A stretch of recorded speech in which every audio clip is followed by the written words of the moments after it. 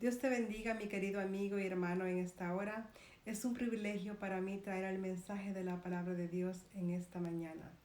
Hoy estudiaremos el tema, la imposibilidad de huir de Dios. Oremos. Padre bueno y Padre amante, gracias Señor Jesús por habernos encontrado. Gracias porque podemos por este medio, Señor, alabar y glorificar tu santo nombre.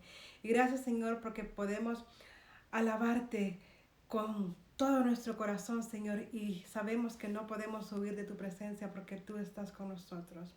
Amén.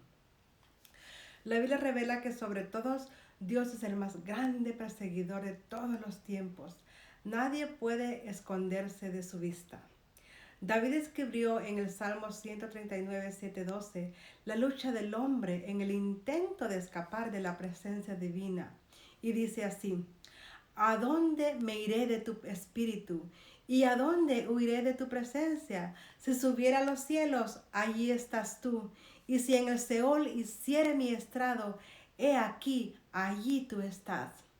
Si tomare las alas del alba y habitare en el extremo del mar, aún allí me guiará tu mano y me asirá tu diestra. Si dijere, ciertamente las tinieblas me cubrirán, aún la noche resplandecerá alrededor de mí. Aún las tinieblas no encumbren de ti, y la noche resplandece como el día. Lo mismo te son las tinieblas que la luz. Wow, qué lindo. Según el salmista, puedes intentar huir de Dios buscando lugares lejanos, profundos, altos, oscuros, y aún así el Señor te encontrará. No podemos escapar del Espíritu Santo del Señor. Aunque uses todo tu potencial creativo para buscar una manera inusual de escapar de su presencia, tarde o temprano te encontrará. La Biblia habla de algunas personas que hicieron lo imposible e intentaron escapar de Dios, pero terminaron descubriendo que el salmista tenía razón en relación a la total incapacidad del ser humano de escapar de Dios. Y al final se dieron cuenta que la mejor cosa del mundo es que Dios te encuentre. Sí, mi querido hermano, lo mejor que nos puede pasar a ti y a mí es que Dios nos encuentre así como estamos, desnudos y desamparados. De manera especial, hoy analizaremos cómo sucedió eso en la vida de Elías. Comencemos a Elías. Conocemos a Elías como Elías Tisbita, Primera Reyes 17:1. El término tisbita es con el gentilicio de la ciudad llamada Tisbe, que no se sabe dónde estaba ubicada. Lo que se sabe es que la polvorosa villa quedaba en la región de Gilead. Pero este es uno de los lugares que las arenas del tiempo consiguieron esconder completamente. Aunque Elías haya vivido en un lugar tan insignificante en términos históricos como lo era Tisbe, o sea, en medio de la nada, hizo una tremenda contribución para el reino de Dios que se volvió en una verdadera leyenda en Israel, un verdadero héroe de la fe. Demos pasos hacia atrás y respiremos un poco del aire histórico para que podamos valorar lo que significó Elías para ese lugar olvidado y abandonado en el tiempo. Hagamos un poco de historia. Durante casi 100 años, los israelitas habían tenido solamente 3 reyes: Saúl, David y Salomón. Aunque esos gobernantes eran diferentes entre sí, su fama fue conocida por su valentía y las muchas conquistas, a pesar de no haber escapado del pecado ni del fracaso en algunos aspectos de su gobierno. Por eso el reino comenzó a sufrir y se dividió hasta que bajo una fuerte guerra civil se formó el reino del norte con sede en Samaria y el reino del sur cuya capital era Jerusalén. Esa división permaneció hasta que los reinos cayeron bajo el poder de los gobiernos extranjeros y los judíos fueron llevados al cautiverio. De la división del reino hasta el cautiverio de Israel, un periodo de aproximadamente 200 años, el reino del norte pasó por las manos de 19 monarcas que fueron completamente infieles al Señor. Imagínate, 19 líderes nacionales, uno tras el otro, hicieron lo malo ante el Señor. Este ambiente permaneció hasta la invasión de los asirios en el año 722 a.C. Entre todos los reyes que dominaron el reino del norte, uno de ellos se destacó más que los otros. El primer libro de Reyes, capítulo 16, versículo 29 al 33, leemos los detalles. Comenzó a reinar Acab, hijo de Omri, sobre Israel, el año 38 de Asa, rey de Judá. Y reinó Acab, hijo de Omri, sobre Israel en Samaria 22 años. Y Acab, hijo de Omri, hizo lo malo ante los ojos de Jehová, más que todos los reinos antes que él, porque le fue ligera cosa andar en los pecados de Jeroboam, hijo de Nabat, y tomó por mujer a Jezabel, hija de Edbaal, rey de los Sidonios, y fue y sirvió a Baal, y lo adoró, e hizo altar a Baal en el templo de Baal que él edificó en Samaria. Hizo también Acab una imagen de acera, haciendo así Acab más que todos los reyes de Israel que reinaron antes que él, para provocar la ira de Jehová, Dios de Israel. En este punto de la narrativa del primer libro de Reyes, el texto introduce a una mujer. Siguiendo la progresión del libro, el texto venía presentando solo los hechos de los 19 reyes que lideraron en el reino del norte. Pero cuando el autor comienza la historia de Acab, él se detiene para contar la historia y hablar de la mujer con la que se casó, Jezabel. Me parece que ella fue introducida en la narrativa por dos razones. La número uno, quien realmente mandaba en el reino era Jezabel. En realidad, el autor quería mostrar que, en un sentido más real, la administración de Acab era un gobierno de faldas. Jezabel mandaba en el marido, el rey, y por lo tanto, ella gobernaba el país. La número dos, ella fue la responsable por la introducción de la adoración pagana a Baal en el reino. La adoración a Baal era muy fuerte en esa área del Medio Oriente. No había encontrado apoyo en el pueblo de Israel hasta que Jezabel la introdujo como herencia por su casamiento con Acab. Baal era adorado como el dios de la lluvia y de la fertilidad, aquel que controlaba las estaciones del año, la lluvia, las cosechas y la tierra.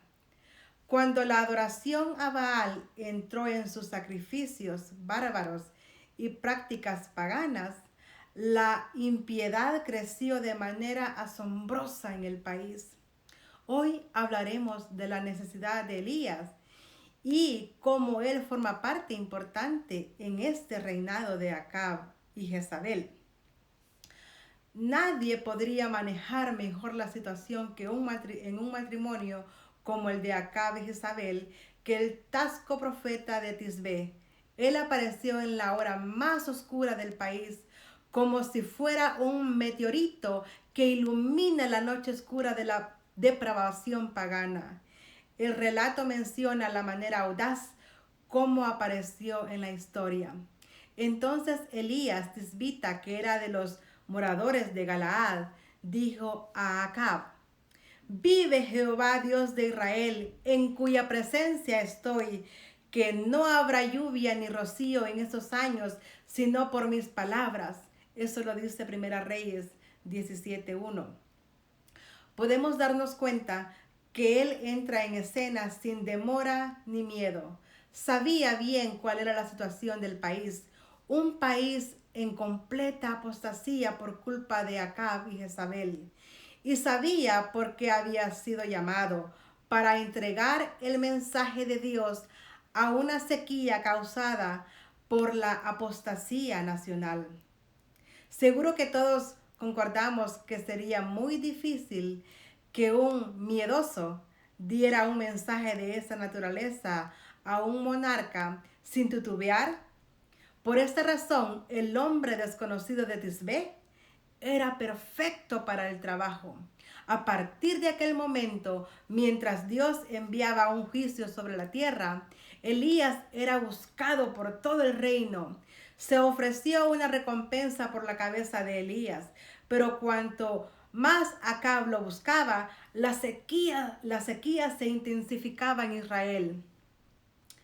Al final de los 3 años vino a él palabra del Señor con una orden clara. Primera Reyes 8:1-2 dice: pasados muchos días vino palabra de Jehová a Elías en el 3er año diciendo: ve, muéstrate a Acab, y yo haré llover sobre la faz de la tierra.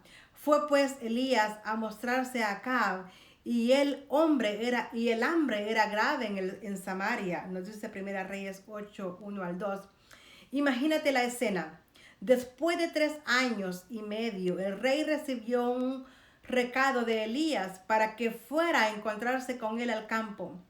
El monarca más que rápido reunió a su ejército y partió en la dirección del profeta, que descansaba bajo un árbol. Al reconocer que era el hombre de Tisbé, el rey, desde lo alto de su caballo, le gritó: ¿eres tú el que turba a Israel?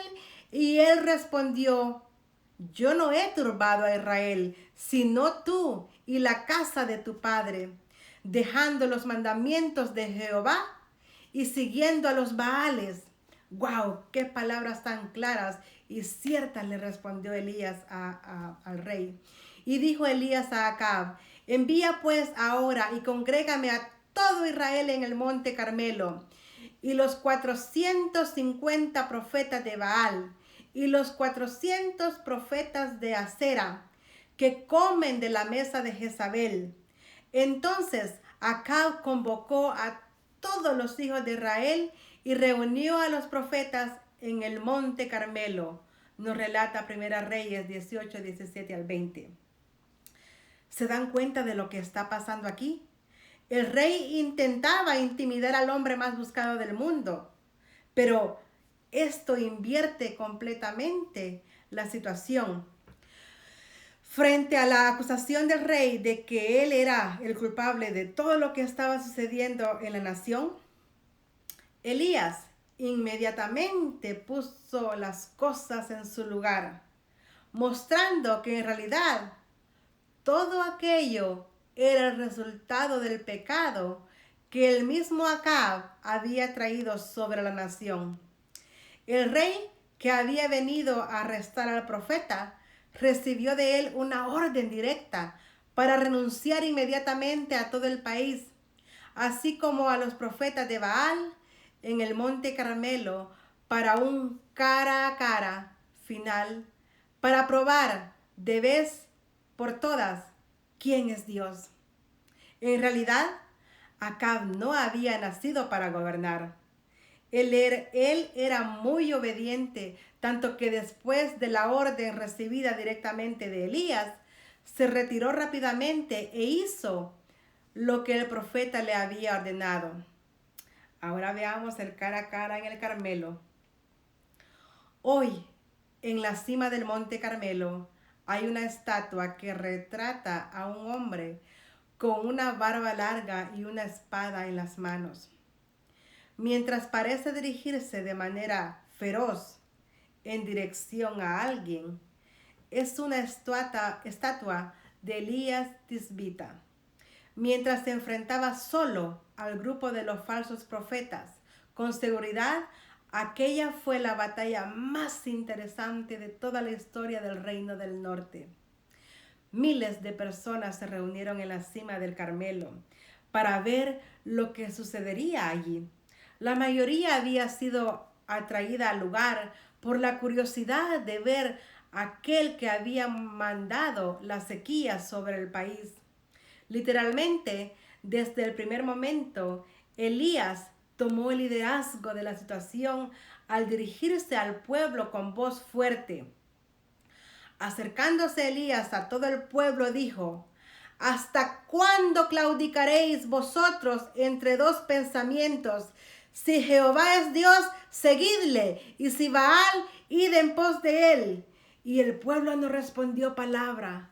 Y Elías volvió a decir al pueblo: solo yo he quedado profeta de Jehová. Mas de los profetas de Baal hay 450 hombres. Dénsenos pues 2 bueyes y escojan ellos uno y córtenlo en pedazos y pónganlo sobre leña, pero no pongan fuego debajo, y yo prepararé el otro buey y lo pondré sobre leña, y ningún fuego podrá debajo. Invocad luego vosotros el nombre de vuestros dioses, y yo invocaré el nombre de Jehová, el Dios que respondiere por medio de fuego. Ese sea Dios. Y todo el pueblo respondió diciendo: bien dicho. Primera Reyes 18, 21, 24.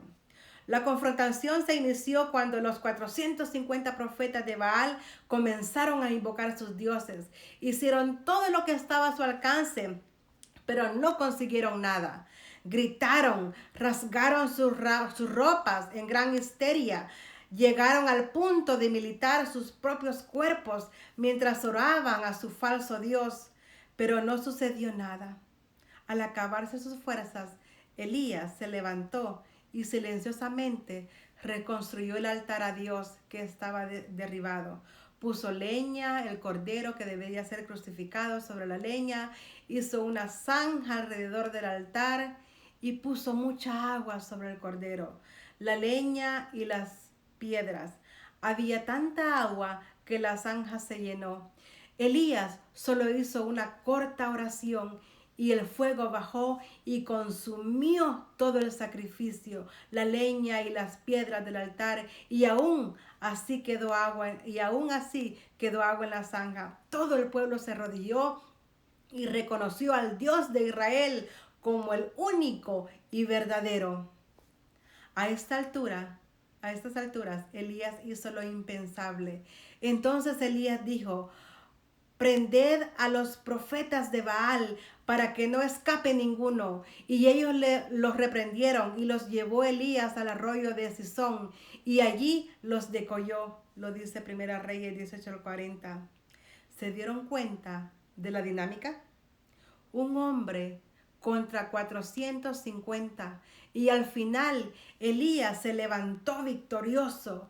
¡Qué hombre! ¡Qué valentía! ¡Qué fe! Elías, de victorioso a fugitivo.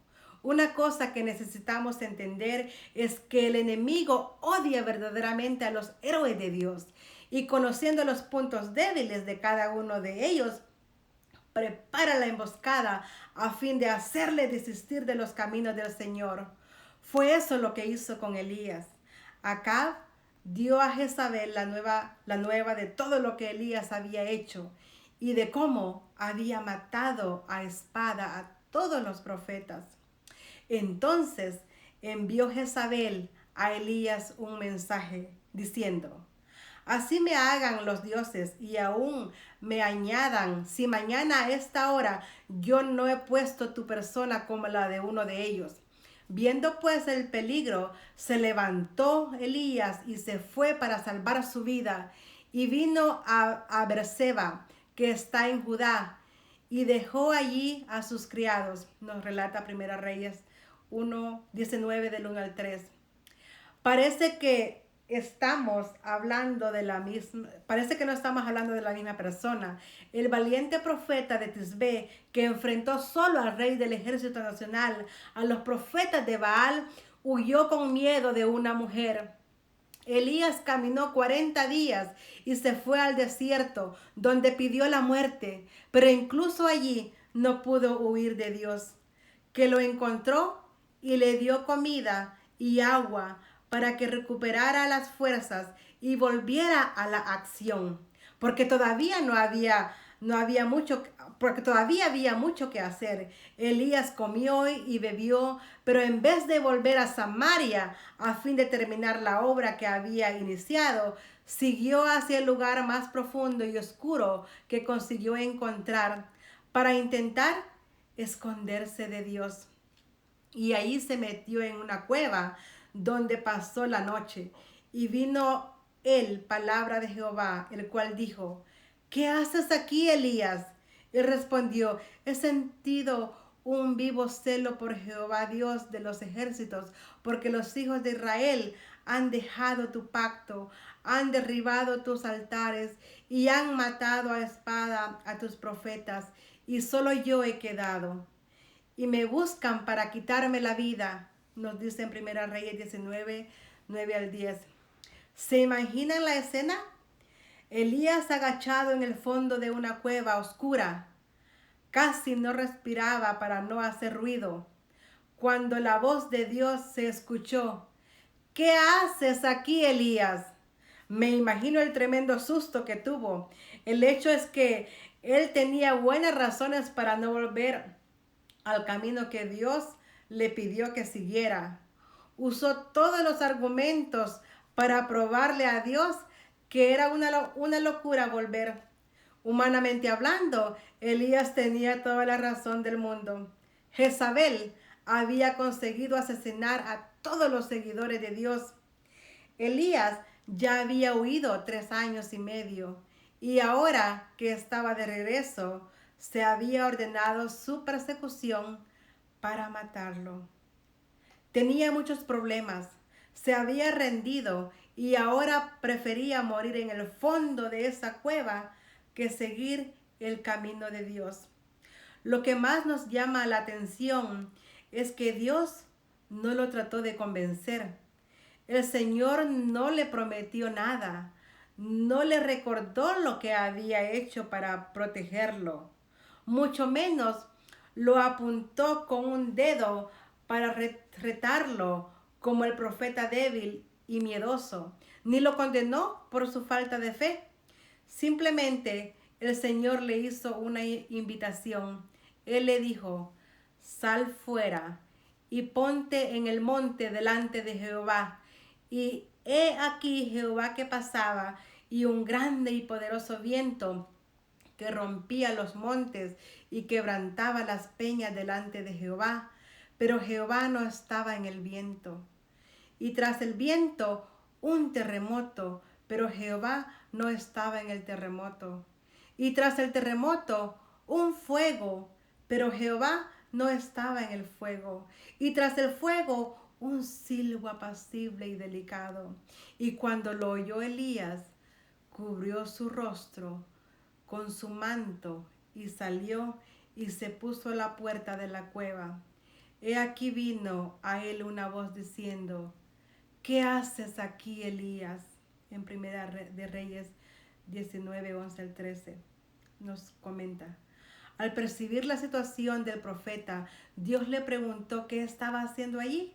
La pregunta no buscaba una respuesta, porque Dios sabe todo. Lo que el Señor quería era que el profeta se diera cuenta de la locura que estaba intentando hacer al escapar de Dios. Enseguida, el Señor lo invitó a salir de aquella situación, lo invitó a salir de la cueva, a volver a trabajar como siervo de Dios. Todavía había mucho por hacer y Dios continuaba creyendo en él. Es interesante que Dios nunca deja de creer en el hombre, por más que éste se escape o huiga de él. Al salir de la cueva, Elías tuvo un encuentro con Dios.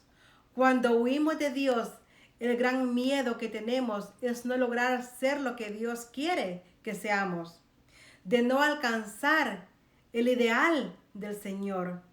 Dios desea tener un encuentro con el hombre, porque sabe que cuando esto sucede, el corazón se ablanda y el deseo de volver a Dios aparece. Aquel encuentro cambió la vida de Elías y él, que había pedido la muerte al salir de la cueva, hizo grandes cosas en nombre del Señor y en el nombre adecuado y en el momento adecuado fue llevado al cielo en un carro de fuego sin ver la muerte. El plan de Dios era mucho mejor que el suyo. Querido hermano, que Dios te bendiga en gran manera es mi deseo y oración. Que Dios pueda bendecirte y que no huigas de Él, que no huigas para que Él te encuentre, porque Él tiene algo mejor para tu vida. La batalla no está terminada. Sal de la cueva de donde estás, sal de esa cueva, sal de esos vicios, sal de esas cosas que te tienen atrapadas. Enfréntate, hay que ir a trabajar, porque Dios, hay mucho que hacer por Dios. Oremos. Querido Jesús, te damos muchas gracias, Padre bueno, Padre eterno, porque tú nos has encontrado, porque tú nos has sacado de esa cueva, porque hay que ir a trabajar, aún hay mucho que hacer. Tú tienes un plan para cada uno de nosotros en nuestras vidas. Tú tienes algo mejor para nosotros. Como humanos somos temerosos y nos escondemos, huimos, porque no queremos enfrentarnos. Pero con tu ayuda, oh Dios, somos más que vencedores.